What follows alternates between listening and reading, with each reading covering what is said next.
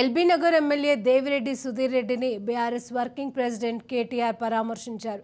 ప్రస్తుతం ఆరోగ్యం ఎలా ఉందని వాకప్ చేశారు. కాగా గత కొన్ని రోజులుగా సుధీర్ రెడ్డి తీవ్ర అనారోగ్యంతో బాధపడుతున్నారు. హైదరాబాద్ ఏఐజీ హాస్పిటల్లో చికిత్స పొందుతున్న ఎమ్మెల్యే సుధీర్ రెడ్డిని బుధవారం కేటీఆర్ పరామర్శించి ఆరోగ్య పరిస్థితిని వైద్యులను అడిగి తెలుసుకున్నారు. ఆయన వెంట హుజరాబాద్ ఎమ్మెల్యే పాడి కౌశిక్ రెడ్డి, బీఆర్ఎస్ పార్టీ ఖానాపూర్ నియోజకవర్గ ఇన్ఛార్జ్ బూక్యా జాన్సన్ నాయక్, సుధీర్ రెడ్డి సతీమణి కమల తదితరులు ఉన్నారు.